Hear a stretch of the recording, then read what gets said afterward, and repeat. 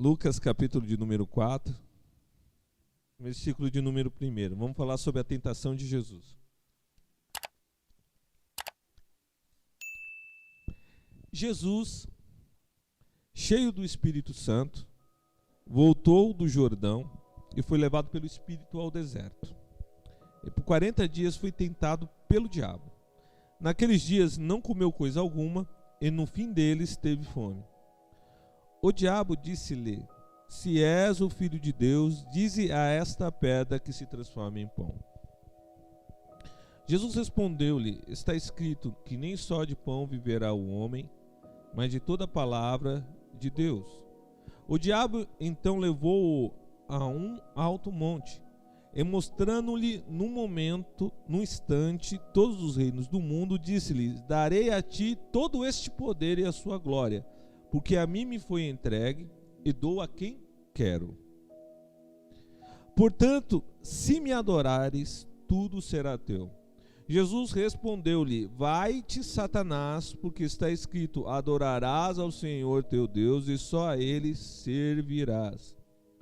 Depois o levou a Jerusalém e o pôs sobre o pináculo no templo, dizendo-lhe: se és o Filho de Deus, lança-te daqui abaixo, porque está escrito: ordenará aos seus anjos acerca de ti, que te guardem e que te sustenham nas mãos, para que não tropeces em alguma pedra. Jesus, porém, respondeu: dito estás, não tentarás o Senhor teu Deus. Quando o diabo acabou de tentá-lo, apartou-se dele por algum tempo. Então, pela virtude do Espírito, voltou Jesus para a Galiléia, e sua fama correu por todas as terras em redor. Amém. Glória a Deus. Amém. Glórias ao Senhor. Bom, iniciamos a nossa palavra falando sobre a tentação de Jesus. O que Deus ele tem para nos ensinar hoje aqui na fé acerca dessa palavra? Deus, ele quer ministrar o meu coração e o coração de vocês a transformação radical que Jesus veio fazer no nosso mundo. Infelizmente, nossos primeiros pais, nossos amados Adão e Eva, eles decaíram da graça, ou seja, eles eram pessoas próximas de Deus e decidiram não ser mais próximas de Deus, se rebelando. A rebelião é o quê? É a desobediência a Deus, a quebra dos mandamentos e querer tomar algo que não nos pertence. Deus havia falado para Adão e Eva que no dia que eles comessem da árvore da ciência do bem e do mal, eles morreriam. Só que Deus havia falado que eles iriam conhecer o bem e o mal. E o diabo, ao tentar Eva primeiramente, ele expôs que Eva seria igual a Deus. E Eva abraçou a ideia maligna do diabo e, de certa forma, ele colocou dentro do coração dela uma semente de mentira destruidora. Por que mentira destruidora?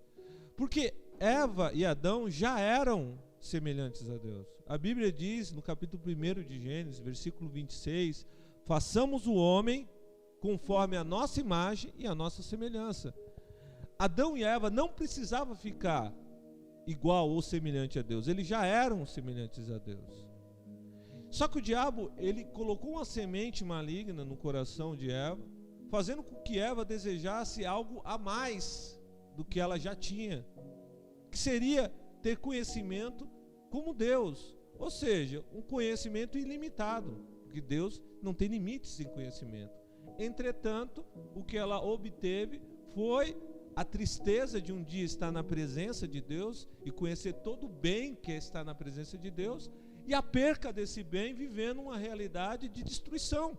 E foi a causa da queda dos nossos primeiros pais e, consequentemente, arrastou todos nós juntos. E quem foi o autor disso tudo? Foi Satanás. Não foi a queda em si algo que surgiu no coração de Adão e de Eva. Na verdade, a queda, ela surgiu do coração de Satanás, o invejoso, que eu já tenho ministrado antes para vocês, não sei se os irmãos lembram, mas a raiva do diabo é Gênesis 1:26, que nós somos semelhantes a Deus. Quando nós lemos Isaías 14, a Bíblia diz que o diabo falou: subirei ao mais altos céus, elevarei o meu trono acima das estrelas, que a gente entende que são os anjos, e colocarei o meu trono acima dos anjos todos, e serei semelhante a Deus, ao Altíssimo. Só que todavia ele foi derrubado. A raiva dele é que ele queria ser igual a Deus, mas ele não é, e nunca foi e nunca será. No capítulo 28 de Ezequiel, a gente entende que ele é o quê? Um querubim. E eu já falei para vocês sobre o querubim. Quando a gente pega o querubim lá no capítulo 1 de Ezequiel, o que é um querubim? É um ser que tem na frente um rosto de homem, que é o rosto angelical de um anjo, tem cara de leão, cara de águia e cara de boi, tem asas, tem duas patas direitas de bezerro. Irmãos, quando a gente pensa num ser desse, para nós é horroroso, mas biblicamente nós sabemos que não é um ser horroroso o querubim que está na presença de Deus, é um ser glorioso, revestido de glória, que existiu antes do que nós e toda a criação terrestre. Mas esse ser revestido de glória não é semelhante ao Altíssimo. Quem é semelhante ao Altíssimo? O ser humano. Façamos os homens conforme a nossa imagem e a nossa semelhança. Nós temos a semelhança de Deus. Nós somos onipotentes, onipresentes, oniscientes, que Deus não deu isso para nós, nem pretende dar e nunca daria, porque nós não caberíamos dentro do espaço de Deus, porque Deus é único, nós não. Mas dentro das nossas limitações, nós somos uma cópia de Deus, nós somos um protótipo, nós somos filhos de Deus. Por isso que o ser humano é filho de Deus, por causa que é o quê? Semelhante ao Altíssimo. E o diabo caiu e não teve perdão. E nós, irmãos, temos perdão. Eu já expliquei isso para vocês. Eu já falei que na história da eternidade, na história da criação celeste, quando o diabo caiu, para ele não teve retorno, para ele não teve segunda chance, para ele não existia remissão, salvação, libertação, não existia nada disso. Quando Deus falou: se você comer da árvore do ciência do bem e do mal, você vai morrer, na mente do diabo ele pensava: o ser humano vai acontecer com ele o que aconteceu comigo. Adão e Eva vão ir para o lago de fogo que está preparado para mim, porque Deus vai lançá-los ali, porque Deus me lançou fora da presença dele e eu morri. Só que quando chegou a vez do ser humano, em vez do ser humano, irmão, já morrer e ir direto para o inferno, o que Deus fez? De pele de animais ele fez roupas para Adão e Eva, e ali começa a história da redenção, com a primeira morte substitutiva, aonde o animal inocente morreu no lugar do homem culpado. E a partir de então começa a história da redenção, que vai, irmão, chegar no ápice há 2000 anos atrás, com a morte de nosso Senhor Jesus Cristo na cruz do Calvário. E o que nós aprendemos? Que o diabo tem raiva do ser humano, porque em primeiro lugar nós somos a imagem e a semelhança de Deus. Quando ele olha para nós, o que ele vê? Deus. E em segundo lugar, irmãos, porque a gente pode voltar para Deus, a gente pode ser íntimo de Deus, porque, irmãos, Deus preparou a salvação, a restauração, a libertação, a cura, irmãos, a restituição, ou seja, o retorno para Deus. A gente pode ser restaurado. De pessoas que não eram filhos de Deus, a gente passa a ser filho. O diabo, irmãos, além de não ser semelhante de Deus, ele caiu e para lá ele não volta. Onde ele teve na eternidade um incontável número de dias, para lá ele nunca mais vai voltar. E nós, irmão, que nunca tivemos lá, em breve a gente vai estar lá. E de lá a gente não vai sair nunca, porque Jesus falou: eu vos dou a vida eterna, e passarão os céus e a terra, mas a minha palavra não vai te passar. Então, irmãos, o que Jesus promete, ele cumpre. Jesus não mente, e ele falou que tem dado para nós a vida eterna. Aleluia. E dentro da ministração de hoje, o que nós vemos dentro da ministração de hoje? Em primeiro lugar, a gente tem de entender que Jesus é o representante da restauração do ser humano. Por que representante? Porque todos os homens e todas as mulheres estão caídos em Adão e Eva. Nós somos caídos em Adão e Eva. Só que Deus, sabendo que nós não poderíamos ser restaurados por nenhum outro descendente de Adão, se não fosse alguém especial, e no caso é o nosso amado Jesus. Ele entregou, ele enviou Jesus. A Bíblia Sagrada diz que Jesus, ele encarnou, ou seja, ele saiu da eternidade ele veio para cá, ele desceu entre nós, ele encarnou pela virtude do Espírito Santo, ele foi gerado no ventre de Maria, e ele nasceu e cresceu ali. A gente sabe que primeiramente ele nasce na Judéia, ele nasce na cidade de Belém, de lá ele fica um período no Egito, e ele retorna do Egito, e ele cresce na cidade de Nazaré. E irmãos, com a idade de quase 30 anos, ele começa a fazer o seu ministério, pregar a palavra. Após o batismo ali de João, ele vai para um período de tentação, que a Bíblia descreve aqui no capítulo 4. Mas o que acontece aqui? Eu estou falando de representatividade. Jesus é o representante de quem, irmãos? Da humanidade. Então, como todos estão caídos em Adão e Eva, agora, irmãos, nós seríamos, ou fomos, restaurados em quem? Em Cristo. Porque Cristo é o nosso representante. Quem usurpou, quem tirou o domínio da terra do homem, quem tomou conta, irmão, da terra que foi dada por Deus, porque o ser humano, irmãos, ele é criado no 6º dia da criação, e Deus entrega na mão do ser humano o que, irmão? O domínio sobre o mundo. Deus fala: olha, crescei-vos e multiplicai-vos, dominai a terra, dominai sobre as aves que voam, sobre os animais que aqui na terra estão, sobre até mesmo os que rastejam, sobre os animais que estão nas águas, dominai, sujeitai a terra, eu entrego a terra para vocês. Foi o que Deus fez ali com Adão, mas Adão, ele perde isso, e o diabo usurpa, porque Adão e Eva deram créditos ao diabo, e o diabo toma conta daquilo que é dado por Deus a Adão, e ainda impõe, irmão, a morte, como, irmão, algo terrível sobre a vida do ser humano. E até, irmãos, a chegada de Jesus, o que acontece com o ser humano? O ser humano é sujeito à escravidão espiritual. O ser humano é escravo espiritual. O ser humano é caído espiritual. Mas chega Jesus, e ele é quem agora? Ele é o representante da restauração divina para a humanidade. E a Bíblia diz que pelo Espírito Santo, após o batismo, o Espírito Santo, ele leva Jesus ao deserto, para poder passar um período ali, que a gente entende como tentação, um período de provação, porque ele, sendo um representante do ser humano, sendo um representante da humanidade, Jesus precisava ter um embate com o usurpador. E aí, ele é levado por quem? Pelo Espírito Santo. E é bom nós entendermos que às vezes, irmãos, Deus permite que nós soframos tentações ou passemos dificuldades, e a dificuldade não é vinda das trevas, a dificuldade não é vinda, irmãos, da vontade em si de Satanás, mas aqui a gente entende que o Espírito queria, irmão, provar, o Espírito queria levar Jesus para ter uma experiência e ter um embate contra as forças das trevas. Foi isso que acontece aqui. O Espírito guiou Jesus até o deserto. Deserto, lugar que a gente sabe que de dia é muito quente, de noite é muito frio, um lugar onde não tem alimentação, é um lugar onde é um lugar de solidão, porque no deserto também não costuma ter gente, pessoas não estão em toda parte no deserto, existem as caravanas que vão passando, mas o deserto é um lugar de solidão, é um lugar de dificuldade, é um lugar onde não existe abundância, na verdade existe escassez. A escassez se encontra onde? No deserto. Jesus foi para esse lugar guiado pelo Espírito.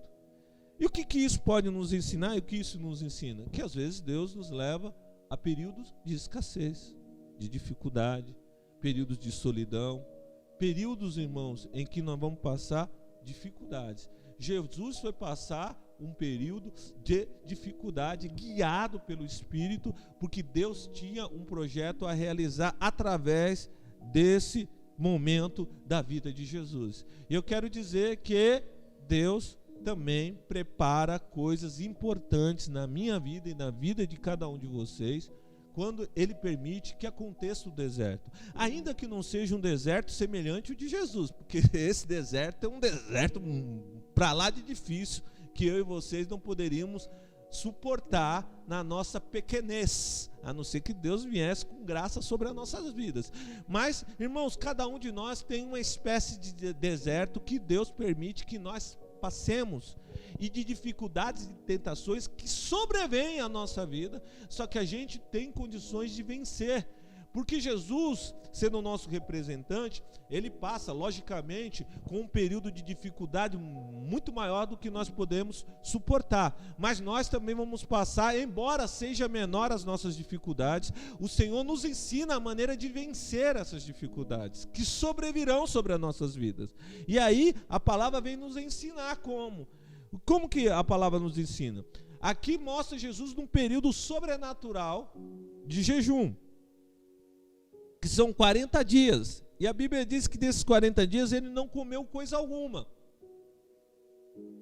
Alguns entendem que Jesus não havia comido, mas estava bebendo água. Eu, particularmente, eu discordo dessa opinião, porque em primeiro lugar ele está no deserto, lugar sem água, né?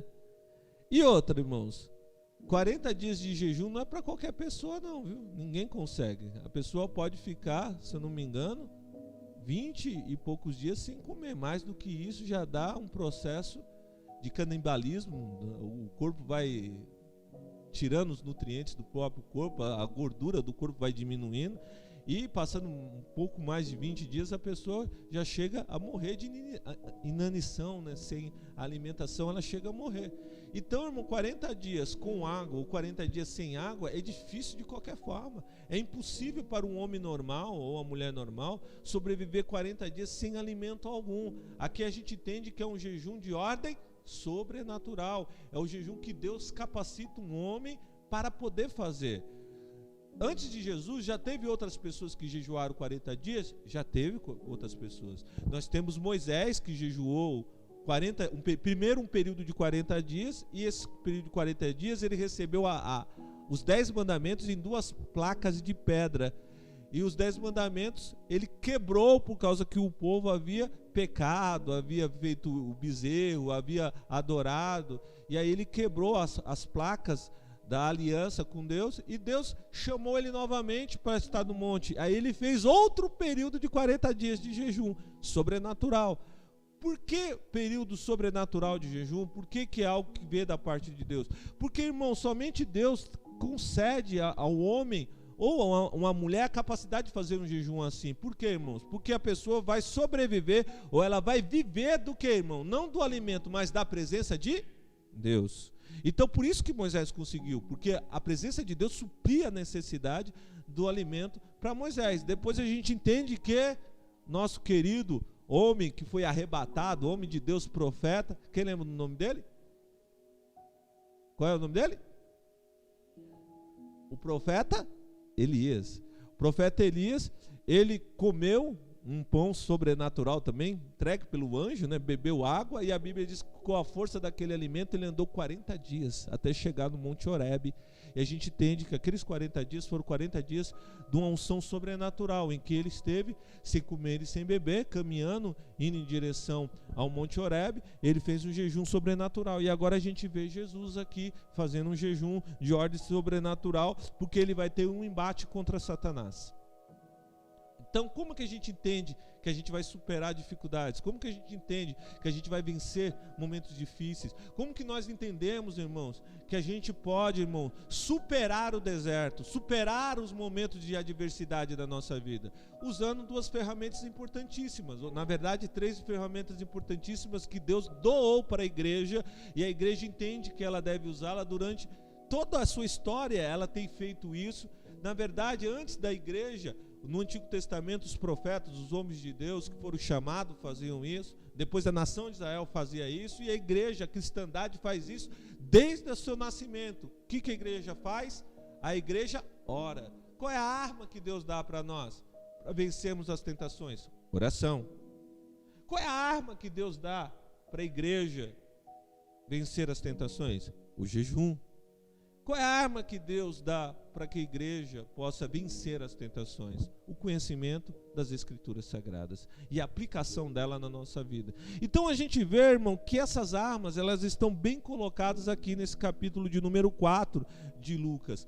Por que elas estão bem colocadas? Porque o cristão inteligente, ao ler esse trecho bíblico, além de admirar a grandeza, o poder do Senhor Jesus Cristo e saber que nós temos um inimigo ardiloso, ele vai entender que se Jesus é o nosso representante, ou seja, ele nos representa diante de Deus e da humanidade, se ele é o nosso maior exemplo, né? O apóstolo Paulo chegou a escrever: sede meus imitadores como eu sou de Cristo, ou seja, eu imito Jesus, se vocês me imitarem, vocês estarão imitando a Jesus, o Cristo, o Redentor. Se Jesus é o nosso tipo, ele é o nosso modelo, se Jesus é o nosso maior, irmão, exemplo a ser seguido, se ele venceu Satanás orando e jejuando e lendo as Escrituras, conhecendo a Bíblia e usando a palavra de Deus, colocando ela em prática na sua vida, nós vamos também vencer.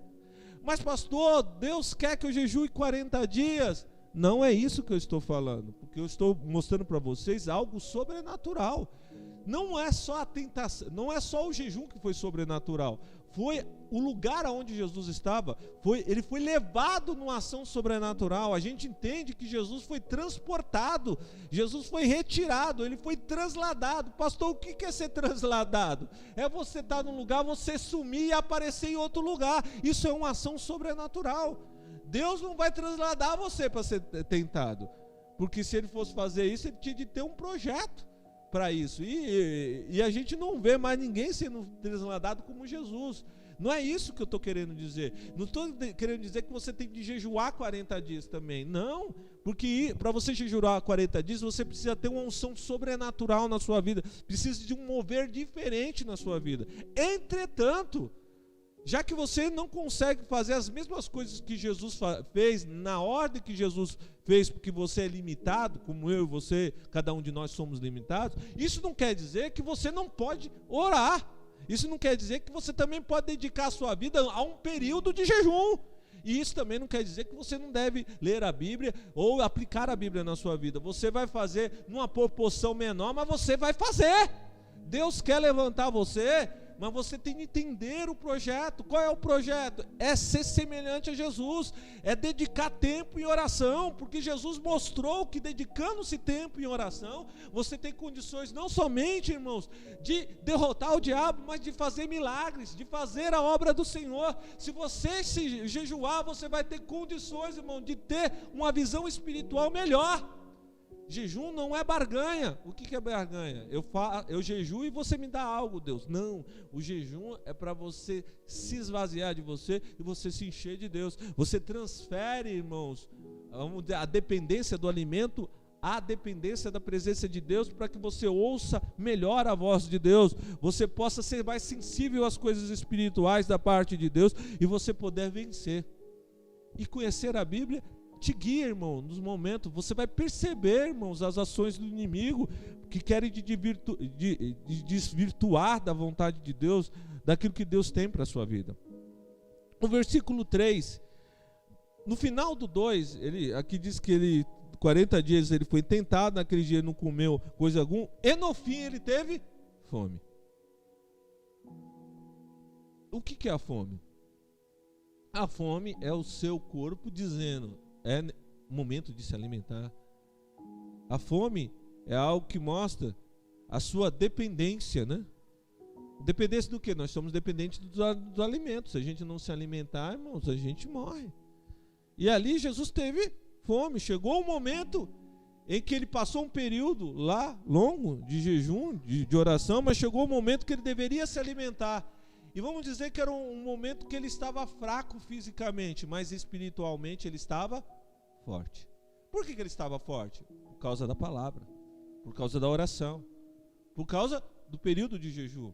Fisicamente fraco, mas espiritualmente forte. O que Deus fala comigo e para vocês com isso? Que se você orar, jejuar, se você ler a Bíblia, se aplicar a Bíblia, você pode até estar fraco fisicamente, mas espiritualmente você vai estar forte. Para que você possa ter um embate contra as trevas, você tem de estar espiritualmente forte. Ainda que você esteja fraco fisicamente, espiritualmente, Deus quer que você esteja forte. Porque Jesus aqui está forte espiritualmente. E aí o que acontece? O diabo ele chega para Jesus e ele vai de encontro à necessidade física de Jesus. E aí ele fala: se você é filho de Deus, se Deus gosta de você, se Deus te ama mesmo, né? Transforma essas pedras em pães. Ou seja, você já não orou bastante? Você já não jejuou bastante? Você não lê tanta Bíblia? Deus não gosta tanto de você? Você não é filho? Você não é filha? Então, por que Deus não te dá aquilo que você está precisando? Você não está precisando de pão agora? Por que Deus não dá pão para você? Irmão, o diabo ele é astuto. Às vezes você está lá, você não está orando, jejuando, fazendo tantas coisas? Por que Deus não te deu o trabalho? Por que Deus não abriu a porta para você?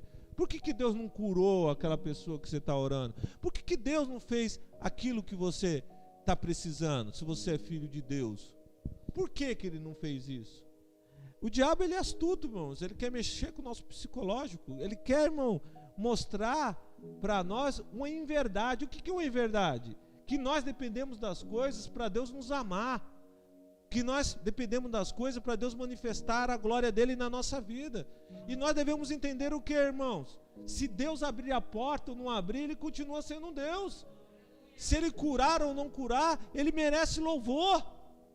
Se a gente, irmão, estiver passando dificuldade naquele momento da nossa história, Deus não quiser fazer nada, ele ainda merece glória. Porque independe, irmãos, Deus sempre merece glória. E Jesus, irmãos, ele vai lá, irmão, em Deuteronômio. E aonde Israel foi derrotado? Porque Israel foi derrotado no deserto, porque Israel murmurava, porque Israel reclamava, porque Israel não queria saber de conhecer a Deus e as Escrituras, porque Israel estava fora, irmão, numa visão espiritual, eles estavam naquela época derrotados. Mas Jesus, ele pega a situação de Israel e ele mostra que se a pessoa estiver próximo de Deus, espiritualmente dizendo, ele vai vencer o diabo, mesmo que o diabo venha com uma coisa sutil e que parece que está falando uma verdade, está colocando Deus, a gente contra Deus, porque aqui de certa forma, ele está querendo colocar Jesus contra Deus e Deus contra Jesus, mas é a intenção da mente do diabo. Mas Jesus vai lá e saca da palavra de Deus, Deuteronômio lá 8, 3, e aí 2 e 3 e 4 ali, ele fala assim: está escrito, nem só de pão viverá o homem e a mulher, mas de toda a palavra que sai da boca de Deus. Irmãos, ele destrói o argumento do diabo. E o diabo não pode o que, irmãos? Tomar de Jesus ali a sua missão, porque a intenção do diabo é fazer com que Jesus desista da missão. Qual é a missão de Jesus? Ir para a cruz. Qual é a missão de Jesus? Salvar a humanidade. Qual é a missão de Jesus? Ser o exemplo a ser seguido por todos os homens e todas as mulheres. Essa é a missão de Jesus. E o diabo, ele está como opositor a essa missão. Ele quer mostrar que Jesus não pode ser o representante da humanidade, mas Jesus está aqui: eu sou o representante que vou mudar a história da humanidade. Como o diabo ele não consegue aqui fazer isso com Jesus, falar da necessidade de Jesus daquele momento, derrubar Jesus do seu propósito, querendo falar que a necessidade que Jesus tem, Deus não iria suprir, e Jesus rebate o que o diabo fala, e ele fala de forma acertada. Realmente não é só de pão que vive o homem e a mulher, não é só do arroz e feijão, não é só da coisa material que o homem vive, ele tem algo a mais, que é a palavra que supre, a palavra que direciona, a palavra que dá condições. Aí o diabo leva Jesus para um monte alto. E o diabo é um ser que tem poder. O diabo ele tem poder. Ele não tem poder ilimitado como Deus, porque Deus é ilimitado. Mas o diabo ele tem poder. E aí o que o diabo faz? Irmãos, o diabo faz aparecer os reinos da terra. É como ele colocasse um telão. A gente tem aqui o nosso data show. É como ele tivesse a capacidade de fazer, irmãos, aqui uma reprodução de imagens. E ele mostra o que? Os reinos do mundo. E aí, irmãos, ele chega para Jesus e fala: ó, a mim me foi entregue isso. Quem que entregou o reino do mundo para ele? Quem foi que entregou? Adão. Ô Adão, quando chegar no céu, depois de abraçar meu Jesus e todos os apóstolos e toda a turma lá, vou abraçar Adão também, vou falar: Adão, só não vou tacar pedra em você, porque se eu estivesse no seu lugar, realmente, é isso mesmo, Priscila faria a mesma coisa. Vai, eu vou ser besta de falar que eu ia ser melhor, jamais. Mas você vê, ele fala: ó, darei a ti todo esse poder, a sua glória, porque a mim me foi entregue. Infelizmente, Adão, juntamente com Eva, entregaram a autoridade a Satanás, e a autoridade está na mão dele. Ele falou: eu dou a quem quero. Veja só, o mundo jaz no maligno. O diabo, irmãos, ele tem condições de dar glória e poder nesse mundo. Ele tem, porque o mundo foi entregue a ele. A Bíblia está mostrando isso. Então, irmãos, nem sempre poder e glória que vem aqui nessa terra são algo que é de Deus. Tem muita gente que acha que está prosperando, tem muita gente que acha que tem muito, tem fama, porque tem dinheiro, está sendo aprovado por Deus. Não, irmão. Dinheiro, glória e fama não são quesitos de aprovação do Deus Todo-Poderoso. Embora Deus abençoe, embora Deus prospere pessoas, embora Deus dê condições e dê poder para pessoas, né? Nós vemos na Bíblia pessoas que foram abastadas, que tiveram dinheiro, que foram abençoadas e Deus deu condições para elas. Entretanto, essas pessoas, por mais que elas tivessem poder, condição financeira, o coração dela não estava nessas coisas. Essas coisas serviam a elas, né? Qual é a diferença do homem de Deus que tem dinheiro? O dinheiro serve a ele, ele não serve o dinheiro. Agora o mundano, o que está distante, ele é escravo do dinheiro, ele é escravo do mamon, né? Você vê que na Bíblia ninguém é chamado de Senhor além de Deus, a não ser mamon, né? Não podeis servir a dois senhores, ou servireis a Deus ou a mamon. O único que é chamado de Senhor na Bíblia, fora o nosso Deus Todo-Poderoso, é quem? Mamon. Esse demônio que faz as pessoas terem o coração voltado ao dinheiro. E Jesus, irmãos, quando ele é aqui, irmãos, acometido por Satanás, que fala para ele: olha, eu te dou dinheiro e poder, né? A cobiça dos olhos, né? Que em 1 João, se eu não me engano, 2,15, fala lá, cobiça dos olhos, né? Então, ele vem com a cobiça, fala: olha, eu tenho poder para te dar. Mas aí Jesus, ele pega a palavra ali também, de Deuteronômio, e aí ele fala: vai-te, Satanás. Está escrito: adorarás ao Senhor teu Deus e só a Ele servirás.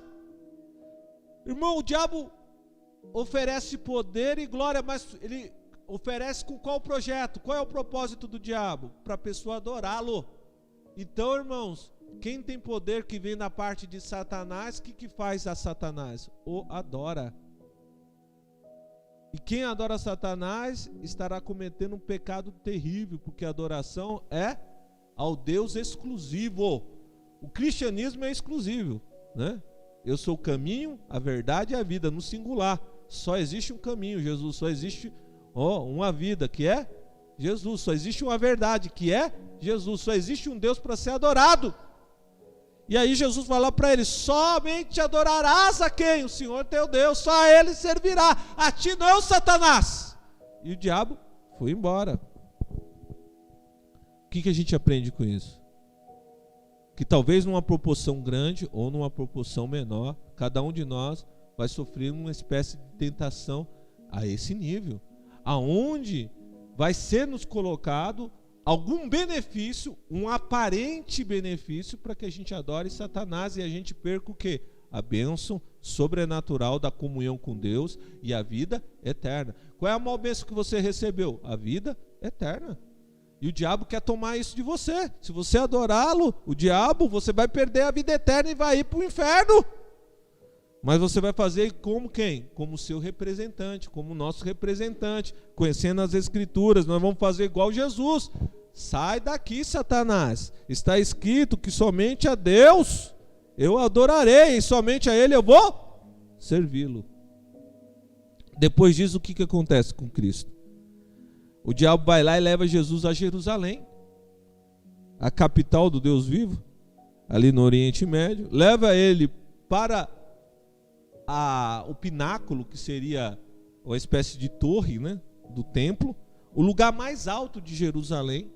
Ele leva ele lá para cima, aqui, e a gente vê ele zombando de Jesus. Se você é o Filho de Deus. Jesus precisava provar que ele era o Filho de Deus? Não. Como eu e vocês não precisamos provar a nossa paternidade espiritual de Deus para nós, a nossa filiação. A gente não precisa mostrar que Deus é o nosso Pai, a gente não precisa mostrar que nós somos filhos após a transformação que vem pelo Evangelho. Mas o diabo, ele vem falando, se você é o Filho de Deus, lança-te daqui abaixo. Ou seja, faça algo que Deus não mandou você fazer. Tente a Deus. Tente a Deus. Cometa suicídio, mas ele não foi falar faça suicídio. Ele quis dizer em outra coisa. Diga que Deus não tem poder. Faça com que Deus mostre que ele tem poder, para ele mostrar que te ama. Deus, ele não precisa mostrar que ama eu nem vocês. Deus não precisa mostrar que ele tem poder fazendo a nossa vontade, porque a Bíblia nunca disse em nenhuma parte que Deus, ele é obrigado a fazer a nossa vontade. Entretanto, a gente tem o quê? O Pai Nosso que diz, seja feita a tua vontade. A vontade de quem? Qual é a vontade que prevalece? Qual é a vontade que é maior? Sempre é a vontade de Deus.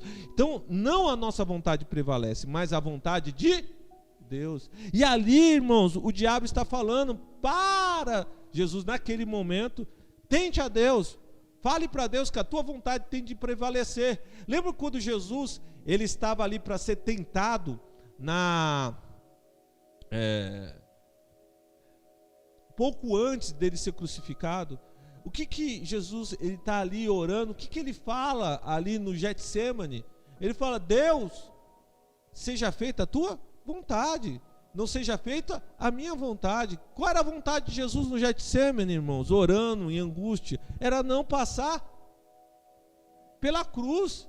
Ele fala, todavia, não seja feita a minha vontade, mas seja feita a tua vontade.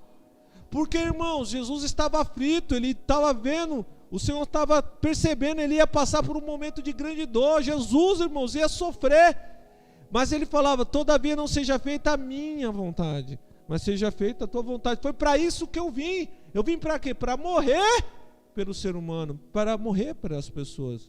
Mas o que? Não seja feita a minha vontade, mas a tua. Aqui o diabo quer antecipar um pouco o Getsemane, você vê?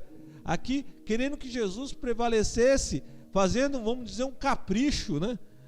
Eu vou me jogar daqui e vamos ver se Deus me ama mesmo. Não é para fazer isso. E Jesus mesmo chega aqui, pega a palavra e fala para o diabo, está escrito, não tentarás o Senhor teu Deus. E o nosso querido irmão Tiago, ele fala, não diga que de Deus você está sendo tentado, porque Deus não tenta ninguém. Em outras palavras, se Deus não tenta ninguém, por que você tem que tentar a Deus? Vocês estão entendendo? Se Deus não tenta ninguém, por que eu e vocês, nós deveremos tentar a Deus? E Jesus mostra aqui claramente, não tentarás o Senhor teu Deus. Ou seja, o diabo não é orientador da minha vida para me fazer aquilo que o diabo quer. O diabo não é meu orientador. Se o diabo falar para mim transformar pedra em pão, eu não vou fazer aquilo que o diabo está mandando. Se o diabo falar para mim, me adore, porque eu vou te dar riqueza, eu não vou fazer o que o diabo está me mandando. Se o diabo falar, pula daqui, ou então pula na frente de um carro, pula de um viaduto, para ver se Deus te ama, eu não vou fazer aquilo que o diabo está mandando. Por quê, irmãos? Porque o meu compromisso é com Jesus, é com Deus. E a Bíblia diz que acabou a tentação. E quando acabou a tentação, o diabo se ausentou durante um período de tempo. E após isso, o Espírito Santo que havia levado Jesus ao deserto, o Espírito Santo traz Jesus de volta. E agora, no versículo 14, diz que ele vai para Galiléia e ele começa a fazer uma grande obra, que é a obra da pregação do Evangelho, da cura e das libertações miraculosas, ou seja, anunciar o Evangelho da libertação. E Jesus, como nosso representante, ele veio aqui trazer para nós, aqui dentro dessa palavra, o que, irmãos? Uma visão maravilhosa daquilo que o Senhor tem conosco, daquilo que Ele está mostrando que pode acontecer na nossa vida e como nós podemos vencer momentos difíceis, porque se Jesus venceu, nós vamos também vencer. E é isso que eu tenho aprendido aqui, aleluia. E acima de tudo eu quero dizer, irmão, após esses períodos de dificuldade, Jesus, ele passou a falar sobre o Evangelho de uma maneira melhor, tendo as suas experiências com Deus. Ele passou, irmãos, a ministrar a palavra de Deus para libertar outras pessoas após esses períodos de tentação que ele passou aqui. E isso é importante também eu entender. Cada um de nós já passamos períodos difíceis na nossa vida. Após esses períodos difíceis, nós somos qualificados, subimos mais um degrau para continuar fazendo aquilo que Deus tem como projeto na nossa vida. Jesus era aqui espalhar o Evangelho ali na sua missão, antes dele ir para a cruz do Calvário. E qual que é o projeto de Deus para a minha vida e para a tua vida? É continuar aquilo que Jesus iniciou. Então é isso que Deus tem para mim e tem para cada um de vocês. Amém?